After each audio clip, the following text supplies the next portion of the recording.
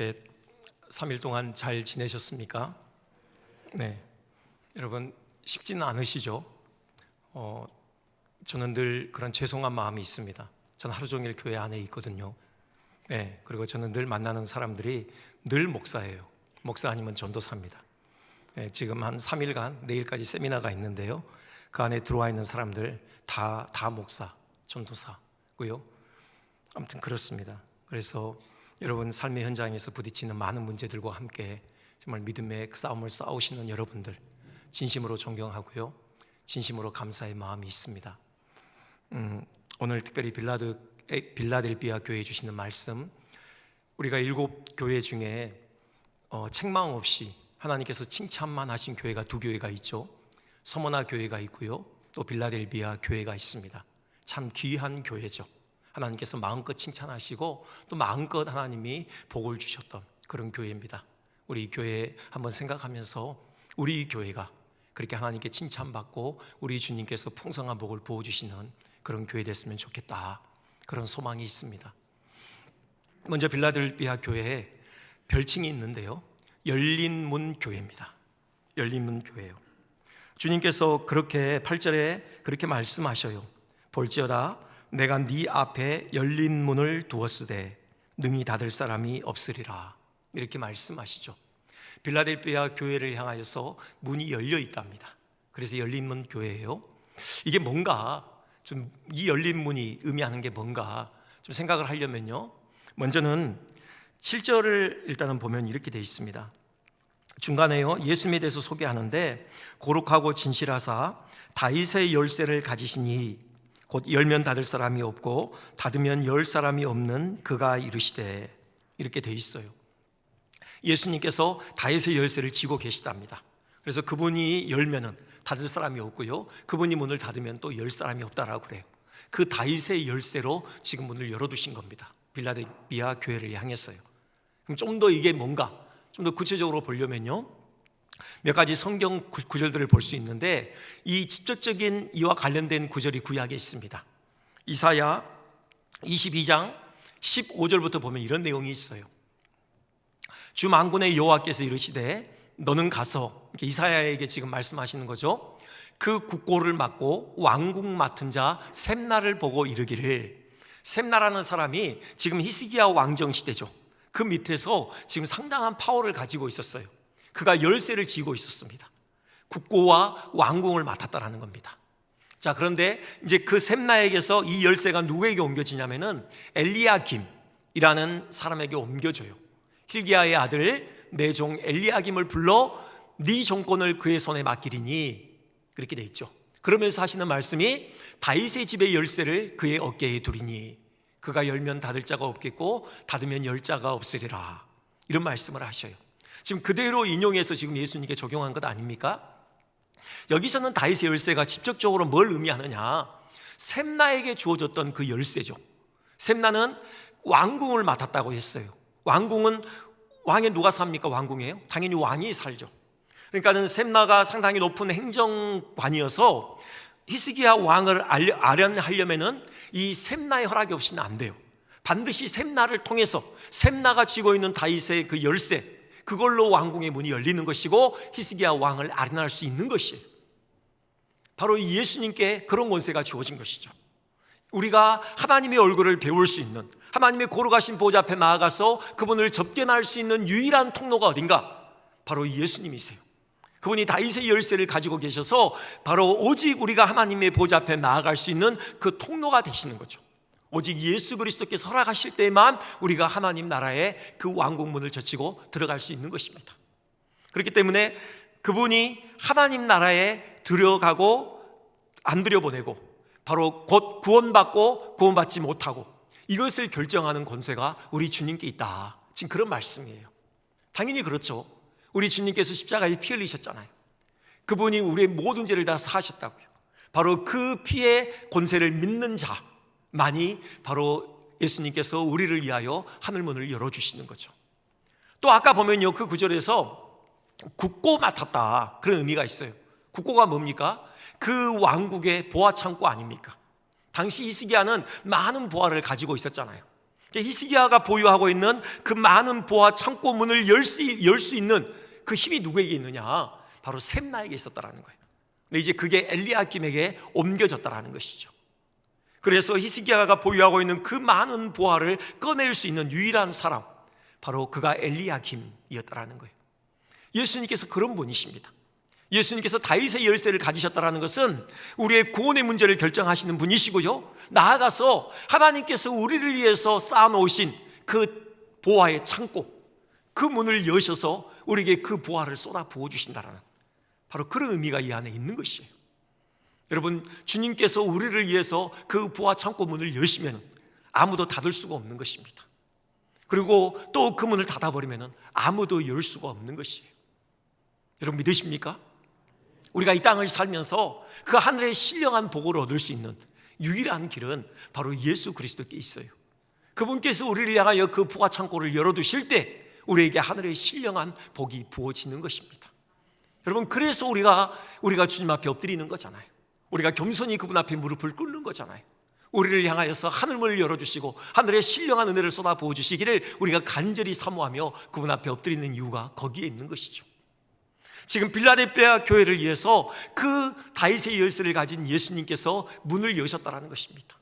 하나님 나라에 들어가는 그 문을 여셨다라는 것이에요. 곧 빌라델피아 교회의 구원의 문을 여셨다라는 것입니다. 모두를 다 하나님 나라의 거룩한 백성으로 그들을 구원하셨다라는 얘기예요. 그리고요, 나아가서 하늘의 신령한 그 창고의 문을 여셔서 그들에게 복을 부어주신다라는 그런 의미가 또 있는 것이죠. 이것이 좀 신령한 어떤 용어를 쓴다면은 이것이 바로 부흥이죠. 부흥이라고 할 수 있어요. 신약으로 가보면은 이 열린 문에 대해서 몇 번에 걸쳐서 계속해서 말씀하시는데 이런 대목들이 있어요. 고린도후서 2장 12절 이런 말씀이 있습니다. 내가 그리스도의 복음을 위하여 드로아의 이름에 주 안에서 문이 내게 열리기로. 바로 문은 어떤 문이냐? 복음을 위한 문이에요. 그러니까 지금 사도 바울이 열심히 전도 여행을 통해서 복음을 전했잖아요. 그래서 주님께서 사도 바울 앞에 문을 여셔서 많은 사람들이 그 복음으로 말미암아 주님께로 돌아오는 생명의 열매가 맺혀졌다라는 것이죠. 이런 의미가 있어요. 한 번만 더 볼까요? 사도행전 14장 27절이요. 교회를 모아 하나님이 함께 행하신 모든 일과 이방인들에게 믿음의 문을 여신 것을 고하고. 사도 바울이 전도 여행을 마치고 이제 예루살렘에 와서 이제 전도 여행을 보고하는데 이방인들에게 믿음의 문을 여셨다. 지금 이런 보고를 했어요. 그러니까 지금 빌라델피아 교회에 우리 주님께서 문을 열어두셨다. 그것은요, 곧 많은 사람들이 구원으로 들어가는 그 천국문을 여셨다라는 것이고, 하늘의 신령한 그 복을 통해서 많은 사람들이 성장하는 그런 생명의 열매가 맺혀지는 이런 부흥의 열매를 가지고 오신다. 그런 의미인 것이에요. 여러분, 그렇잖아요. 물론 우리가 복음을 전해야 되죠. 열심히 복음의 씨앗을 우리가 뿌려야 합니다. 하지만 우리가 한 가지 아는 것은 하나님께서 문을 열어주시지 않으면, 우리 주님께서 전도의 문을 여시지 않으면은 여러분 열매가 없는 것이죠. 반드시 우리가 선포하는 그 복음과 더불어서 성령께서 문을 열어주셔야 돼요. 그럴 때 비로소 많은 생명의 열매가 맺히는 것이잖아요. 사도 바울이 누구보다도 이걸 잘 알았죠. 그 전도의 베테랑인 사도 바울이 이걸 잘 알아서 늘 그는 그런 기도 요청을 하잖아요. 여기 골로새 교인들을 향하여서 이런 기도 부탁을 해요. 4장 3절이죠. 우리를 위하여 기도하되 하나님이 전도할 문을 우리에게 열어주사. 이렇게 얘기합니다. 하나님께서 열어주실 때만이 그가 땀 흘리는 그 수고의 열매가 거둬진다. 이 사실을 사도 바울은 알았던 것이죠. 여러분, 이것이 열린문 교회라는 그 이름이 가지고 있는 의미예요. 우리 교회가 그렇게 됐으면 좋겠어요. 여러분, 우리 각자의 삶이 그렇게 됐으면 좋겠고, 우리 각자의 삶에 우리 다윗의 열쇠를 쥐고 계신 예수님께서 문을 열으셨으면 좋겠어요. 그래서 우리가 충분히 구원회로 들어가고, 우리가 늘 하나님의 걸어가신 얼굴빛을 배웠고, 또 우리를 향하여 준비된 그 하늘 보화가 우리에게 풍성하게 쏟아 부어지는 그런 역사가 있었으면 좋겠고요. 또 우리가 주님을 위해서 땀 흘려 수고하는 그 수고에 주님께서 문을 여심으로 많은 생명의 열매들이 맺혀지는 그런 역사가 있었으면 좋겠습니다. 우리 교회가 그런 교회 됐으면 좋겠어요. 우리 교회의 다른 이름, 바로 열린문 교회가 됐으면 좋겠습니다. 정말 우리 주님께서 우리 교회를 향하여서 그 문을 활짝 열어놓으심으로 인하여서 많은 생명의 열매가 맺혔으면 좋겠어요. 많은 영혼들이 주님께로 돌아오는 그런 역사가 있었으면 좋겠습니다. 특별히 이 빌라델비아 교회가 그 당시 지리적인 그 배경을 보면요, 이게 또 이해가 되어져요. 그 빌라델비아의 지역에 다른 이름이 있는데요, 그게 뭐냐면은 게이트웨이 투 아시아, 뭡니까? 아시아로 향하는 관문, 이런 별칭이 그 빌라델비아 지역에 붙여졌어요. 무슨 말이냐면은 로마로부터 이렇게 아시아로 많은 문물들이 옮겨지잖아요. 뭐 문화, 경제, 뭐 교육, 전략적으로 로마가 전 세계에 그 헬라 문화를 퍼뜨리는 데 있어서 전략적 요충지로 이 빌라디아를 이용했던 것이에요. 그러니까 그 길목에 있었어요. 서쪽에서 동쪽으로 이동하는 그 길목에 빌라델비아가 이렇게 자리하고 있었던 것이죠. 상업과 통신과 여러 면에 있어서의 어떤 그런 전략적인 요충지였어요. 그러니까 많은 사람들이 이 빌라델비아를 오고 가는 것이에요.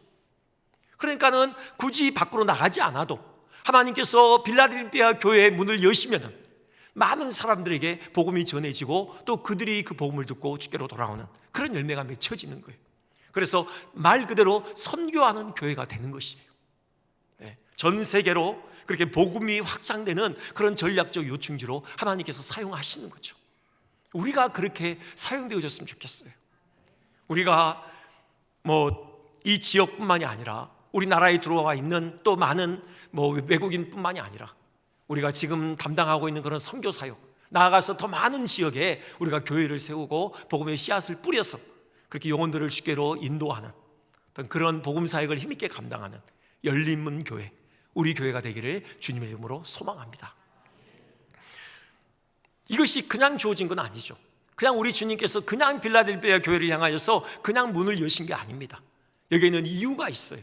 빌라델비아 교회가 우리 주님의 마음에 쏙 들었거든요. 칭찬의 내용이 있어요. 8절 보시면 이렇게 되어 있습니다. 뒤에 보면요, 내가 네 행위를 아노니 네가 작은 능력을 가지고서도 내 말을 지키며 내 이름을 배반하지 아니하였도다, 그렇게 되어 있어요. 그래서 빌라델비아 교회를 굳이 이름 붙인다면 작지만 충성된 교회였다, 그렇게 또 이름을 붙일 수 있을 것 같아요. 여기 작은 능력이라고 얘기하고 있거든요. 작은 능력, 이건 일단은 사회적인 그 빌라델비아 교회가 처한 당시의 사회적인 상황을 얘기하는 거죠. 그 교회의 교인들의 면면을 보면은 사회적으로 지위가 높거나 대단한 힘을 가지거나 이런 사람들이 거의 없었다라는 얘기예요. 굳이 계층을 구분하자면은 하층민의 사람들이었다라는 거죠. 경제적으로도 이렇게 아주 열악한, 가난한 그런 사람들이 주로 이렇게 교인으로 구성되어 있었다라는 거예요. 그런 의미에서 작은 능력이다, 지금 그렇게 표현을 하고 있는 것입니다. 근데 그들이 어떻게 했어요? 그들이 주님의 말씀을 지켰고 또 주님의 이름을 배반하지 않았다, 지금 그렇게 표현하고 있는데요, 사실 이것이 이제 이들이 가지고 있는 작은 능력, 그들이 처한 열악한 상황과 직결되어 있어요.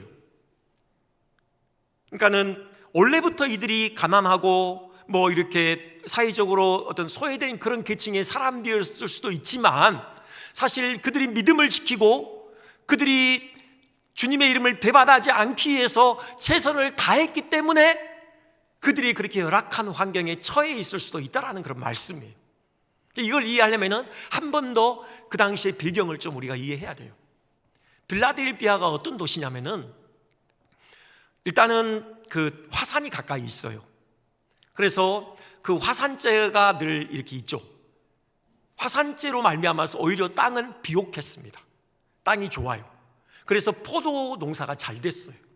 그러니까 포도주를 많이 이렇게 생산해서 그것을 각지에 수출하는 어떤 이런 포도 농업이 아주 성행했던 곳입니다.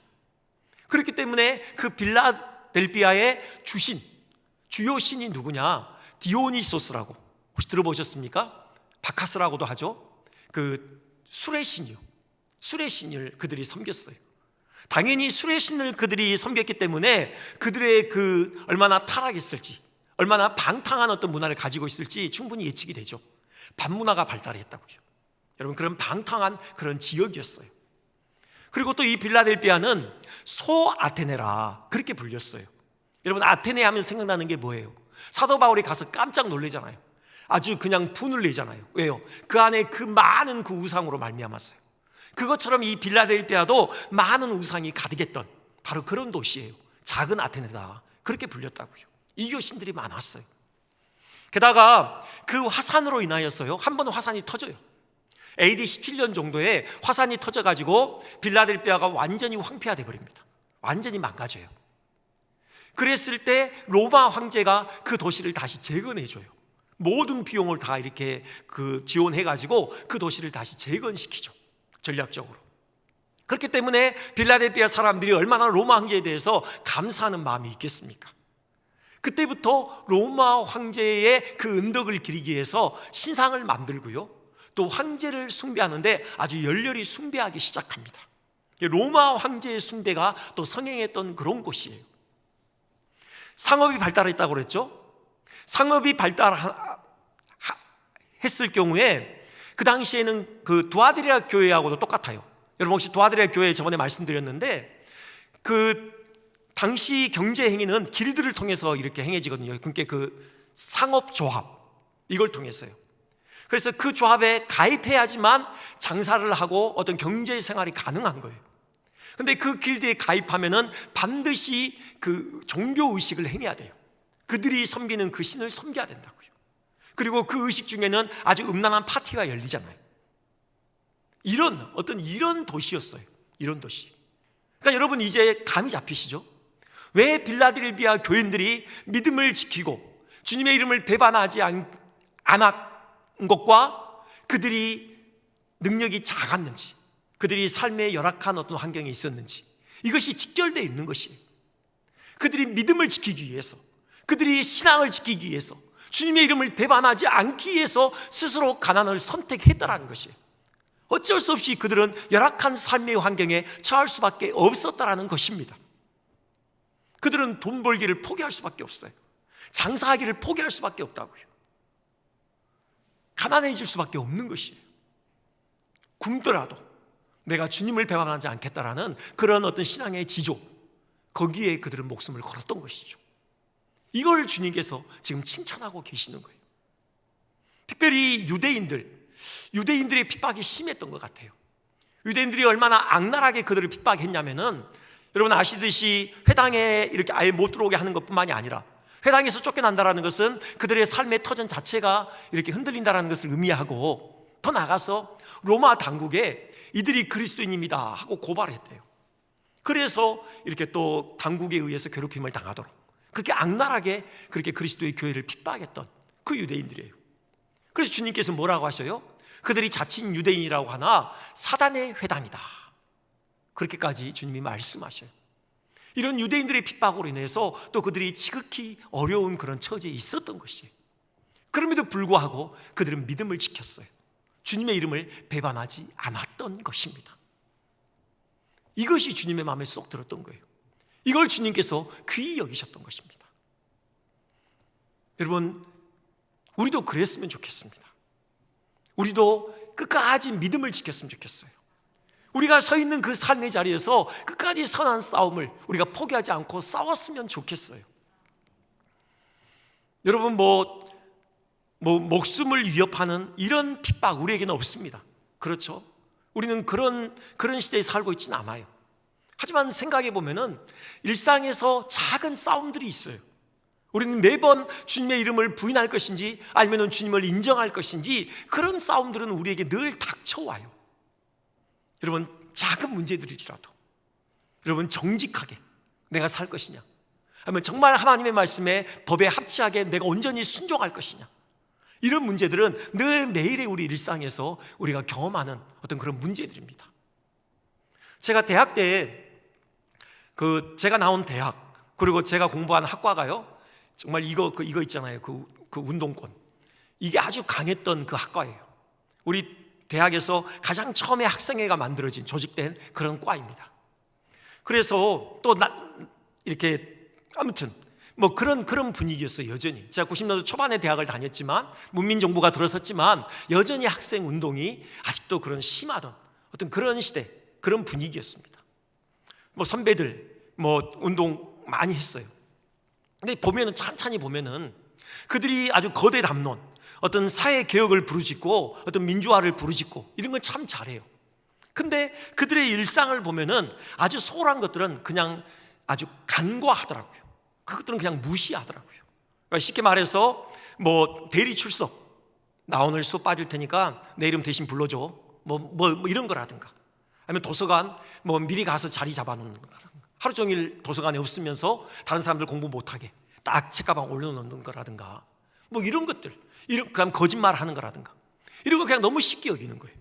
그들이 정말 사회 개혁을 위해서 부르짖지만 정작 자기의 그 일상에서는 어떤 개혁적인 삶을 살지 못하는 그런 모습을 봤어요. 그래서 그 당시 저도 이제 그 기독교 동아리에 속해 있었는데, 우리 기독교 동아리 연합에서 우리 이 운동 좀 하자, 우리 정직 캠페인 우리 이거 하자 해가지고요, 우리가 모여서 학생들을 대상으로 대리 출석 안 하기, 뭐 도서관 자리 잡기 이런 거 안 하기, 그다음에 컨닝 안 하기, 뭐 이런 운동 우리가 했어요. 여러분, 이런 거예요. 우리가 정말 믿음을 지킨다는 것, 주님의 이름을 배반하지 않는다는 것은 나중에 정말 우리 목에 칼이 들어오는 그 날이 올 수도 있지만, 우리가 그 날을 대비하기 위해서도 우리가 매번 일상에서 작은 어떤 그런 믿음의 싸움, 우리가 그것을 소홀히 여기지 않았으면 좋겠어요. 우리가 그 싸움에서 늘 승리했으면 좋겠습니다. 그런 시간들이 축적되어져서 정말로 우리에게 큰 위기가 올 때 우리가 그 위기에서도 주님의 이름을 부인하지 않을 수 있는 그런 내공이 쌓일 것입니다. 그리고요, 이들은 주님의 이름을 배반하지 않은 것만이 아니라 또 헌신했습니다. 충성했어요. 그들에게 맡겨진 사명을 충실하게 감당했던 것입니다. 뭐 재정이 넉넉지 않죠. 뭐 사회적으로 힘이 없습니다. 그럼에도 불구하고 하나님께서 그들에게 주신 그 은사대로 최선을 다해서 그들은 섬겼어요.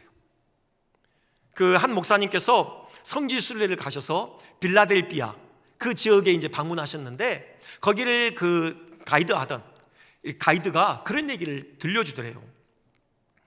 빌라델비아 그 지역에 포도주가 많이 생산되잖아요. 그러니까 빌라델비아 교회가 그 주변에 정말 열악한 교회들, 형제 교회들, 그 형제들에게 이 포도주를 나누어 주는 일을 했대요. 뭐 왜 필요하겠습니까? 교회에 포도주가요? 성만찬이죠. 성만찬을 위한 포도주를 그냥 나누어 주는 그 일을 했어요. 그들이 결코 넉넉해서 나누어 준 게 아니에요.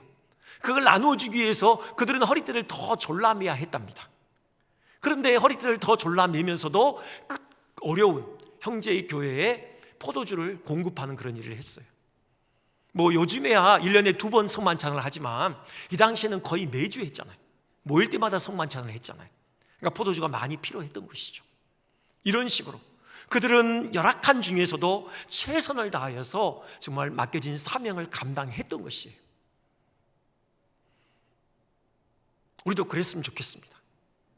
주님께서 이들을 칭찬하실 때 뭐 너희들이 위대한 일을 했다 이렇게 칭찬하시지 않으세요. 너희들이 끝까지 내 말을 지켰다 이렇게 칭찬하고 계셔요. 이건 복음서를 통해서도 우리가 또 확인하는 바잖아요. 여러분, 그 달란트 비유 있잖아요. 5달란트, 2달란트. 5달란트 받은 자가 5달란트를 남겼죠. 2달란트 받은 자는요 2달란트 남겼습니다. 근데 그들을 향한 칭찬은 똑같잖아요. 여러분 아시죠? 다시 한번 확인해 볼까요? 마태복음 25장 23절. 우리 같이 한번 봉독해 보겠습니다.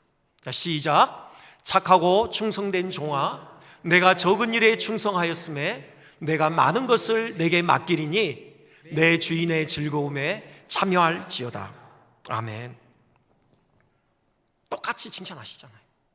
충성했다라고 그렇게 칭찬하시는 거예요.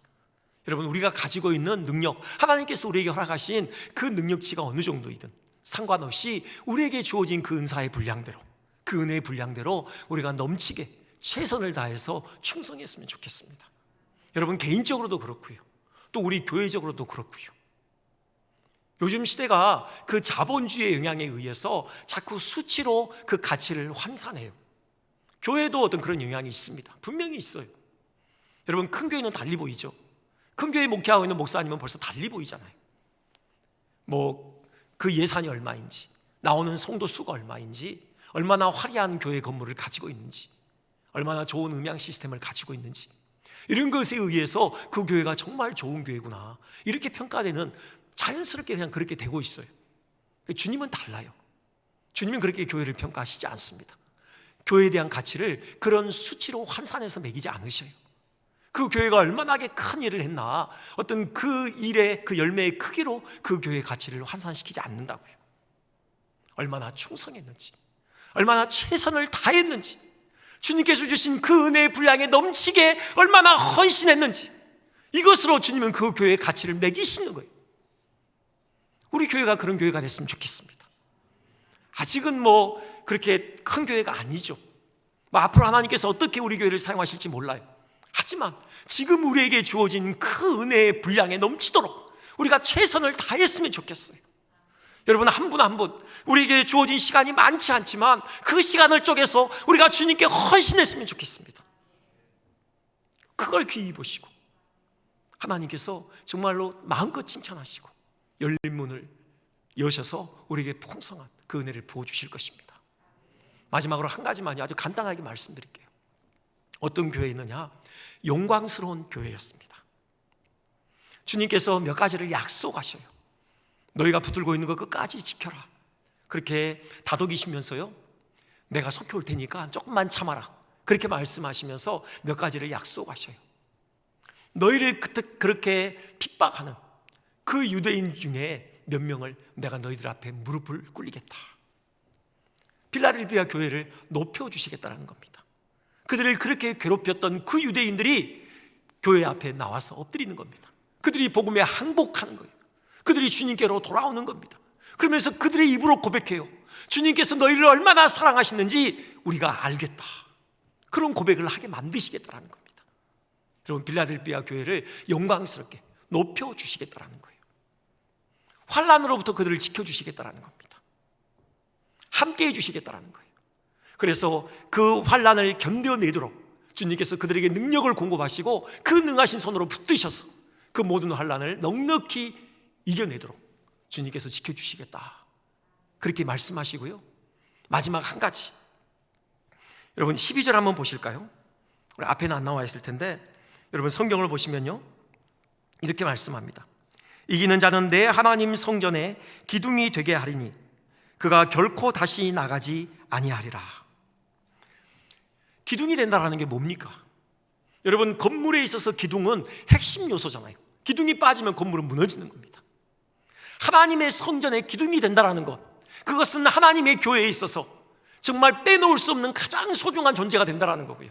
하나님 나라에 있어서 없어서는 안 될 너무도 소중한 교회로 하나님께서 필라델피아 교회를 사용하시겠다는 겁니다. 그렇게 영광스럽게 세워주시겠다는 거예요. 이런 복을 주시고요.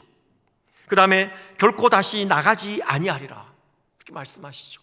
그 자리에서 쉽게 옮기지 아니하시겠다는 거예요. 끝까지 그 중요한 자리를 지키도록 하나님께서 붙들어 매시겠다는 거예요. 여러분, 역사적으로 실제로요, 빌라델피아 교회가 다른 소아시아 교회들은 금방 이렇게 없어졌는데 빌라델피아 교회만큼은 엄청 오랜 시간 동안 그 자리를 지켰습니다. 나중에 이슬람 세력이 와가지고 그 땅을 통치하잖아요. 그때도 살아남아요. 그때도 빌라델피아 교회는 건재했습니다. 세계 1차 대전이 끝날 때까지. 그러고 나서 그리스로 옮겼대요. 그러니까는 이때로부터 1900년 이상을 빌라델피아 교회는 거기에 서 있었던 것입니다. 결코 다시 나가지 아니하리라. 정말 하나님 나라에 있어서 없어서는 안 될 소중한 그런 기관으로 빌라델피아 교회를 영광스럽게 사용하셨다는 것이죠. 한 가지 더 말씀하셔요. 이름에 대해서 말씀하십니다. 여기 보면요, 하나님의 이름, 그 다음에 새 예루살렘의 이름, 나의 새 이름, 예수님의 이름이죠. 세 번이나 반복해서 그 이름을 그 교회, 그 기둥에 새기시겠다는 거예요. 세 번이나 말씀하시, 똑같은 거 아닙니까? 하나님의 이름, 새 예루살렘의 이름, 예수님의 이름. 얼만큼 그 교회를 영광스럽게 하고 싶으신지 그 주님의 마음이 여기 담겨 있는 것이죠. 여러분, 그 기둥에 이름을 새기신다는 것, 이게 뭡니까? 너는 내 거라는 거죠. 내가 너를 보배롭고 존귀하게 여긴다는 거죠. 그리고 너는 확실한 교회라고 예수님이 인정해 주시는 거죠. 최근에 며칠 전에 어떤 분이 어떤 지역의 교회를 좀 추천해 달라고 말씀을 하셨어요. 그러니까 그분이 잠깐 그 교회를, 그 지역을 방문하기 위해서인지 아니면은 그 지역에 살고 있는 누구에게 교회를 추천해 주기 위해서인지 제가 그 이유는 여쭈지 않았는데 그 지역에 좋은 교회를 추천해 주십시오. 그래서 제가 잘 모르는 지역이라 총회 홈페이지에 들어가서 교회를 검색했습니다. 그랬더니 한 교회가 나오더라고요, 그 지역에. 그래서 그 교회를 쳐서 홈페이지에 들어가 봤어요. 그랬더니 딱 홈페이지 전면에 첫 번째 나오는 인터페이스가 뭐냐면은 두 분의 사진이 나와요. 아주 유명한 분의 사진이에요. 대형교회, 아주 큰 교회, 아주 유명한 목사님의 사진. 그 다음에 누구나 다 아는 아주 유명한 연예인, 지금은 소천하셨지만 고 누구누구 장로 해가지고요, 그분의 사진이 딱 나와요. 이게 뭔가 봤더니요, 거기에 추천사가 있습니다. 그 밑에 이분이 얼마나 열정적으로 사역하시는 분이고 얼마나 좋은 목회자인지, 얼마나 교회를 잘 섬기고 있는지 쭉, 또 이 장로님도 쭉. 그러니까요, 제 안에 자신 있게 추천할 수 있겠더라고요. 아, 이분들이 추천하는 교회면은 믿을만 하지. 그래서 바로 추천했습니다, 그 교회를. 여러분, 우리 주님께서 추천해 주시는 교회가 된다라는 거예요. 여러분, 주님의 이름이 새겨져 있다는 겁니다. 주님께서 친히 이 교회는 너무 좋은 교회다, 이 교회는 정말로 내가 아낌없이 복을 줄 만한 그런 교회다, 그렇게 주님이 추천하는 교회가 바로 빌라델비아 교회라는 것이에요. 우리 교회가 그런 교회가 됐으면 좋겠습니다. 어떤 유명한 분보다도 우리 주님께서 자신 있게 추천하는 그런 교회가 됐으면 좋겠어요. 우리 주님께서 친히 임재하셔서 정말 성령으로 충만한 교회로 그렇게 사람들에게 알려지고 그렇게 많은 사람들을 주님께로 인도하는 그런 멋진 영광스러운 교회가 됐으면 좋겠습니다. 우리 모두 이 교회를 위해서 또 한 해 힘있게 달려가는 그런 은혜가 모두에게 있기를 주님 이름으로 축원드립니다.